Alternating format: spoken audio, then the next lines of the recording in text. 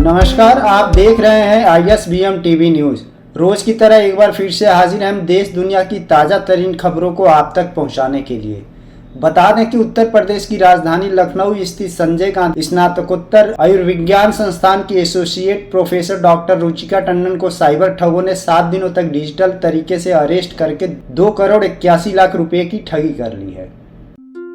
मेरा नाम डॉक्टर रुचिका टंडन है। मैं एक न्यूरोलॉजिस्ट हूँ और हाल फिलहाल मेरे साथ एक साइबर फ्रॉड हुआ है। साइबर अपराध की शिकार डॉक्टर रुचिका टंडन ने अपनी आप बीती सुनाते हुए कहा, मुझे सुबह एक कॉल आया जिसमें कॉल करने वाले ने खुद को ट्राई यानी भारतीय दूरसंचार विनियामक प्राधिकरण विभाग से बताया और मुझसे कहने लगा कि पुलिस के निर्देशानुसार मेरा फ़ोन बंद कर दिया जाएगा क्योंकि मेरे नंबर के खिलाफ मुंबई साइबर क्राइम सेल में लोगों को परेशान करने वाले संदेश भेजने की कई शिकायतें दर्ज की गई हैं। मुझे मॉर्निंग में फ़ोन आया कि आपका जो फ़ोन है उसको हम ट्राई से बोल रहे हैं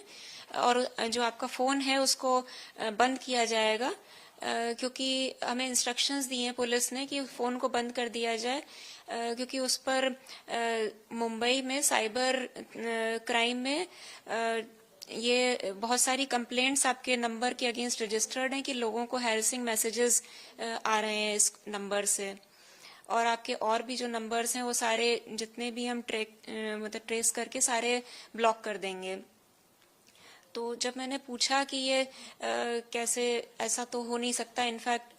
मेरे पास कुछ कॉल्स आ रहे थे बहुत इस टाइप के कुछ समय से, तो उन्होंने कहा कि नहीं ये तो केस कि शायद किसी ने आपको फंसाया होगा, तो इस तरीके के कॉल्स तो लेकिन आए ही हैं और फिर आप अपने हमारे एक IPS ऑफिसर हैं इनसे बात कर लीजिए। तो उन्होंने एक किसी और को कॉल ट्रांसफ़र की और फिर वो सो कॉल्ड जो IPS ऑफिसर थे उन्होंने बात की कि खाली ये फ़ोन का बात नहीं है, इसके एक आपका कोई अकाउंट भी है जो कि लिंक्ड है इलीगल एक्टिविटी से जुड़ा हुआ है जिससे मनी लॉन्ड्रिंग हुई है 7 करोड़ की। तो एक और केस है और हमें ऑर्डर्स मिले हैं कि आपको अरेस्ट किया जाए इमीडिएटली और अगर जब ये नहीं आप वहाँ आ नहीं सकते अगर, तो फिर हम डिजिटल कस्टडी में लेते हैं और उन्होंने अपने किसी CBI ऑफिसर से भी बात कराई। फिर वो 7 डेज तक और ये कहा कि आप इसको किसी को बता नहीं सकते हैं क्योंकि ये मैटर ऑफ नेशनल इम्पोर्टेंस है, इसको आप कुछ सीक्रेट को किसी को शेयर नहीं करना, वो शेयर करने की भी जेल है 3 to 5 years की और उसमें आप सस्पेक्ट हो तो आपका केस चलेगा। फिर उन्होंने सारा कुछ मतलब 7 डेज के अंदर उन्होंने अपना पूरा केस चलाया कोर्ट में और जज भी थे उसमें, जज IPS ऑफिसर CBI सब कुछ बन के जो भी, और एक नया फ़ोन खरीदवा के कि व्हाट्सएप कॉल और स्काइपी के जरिए उस पर कनेक्टेड रखा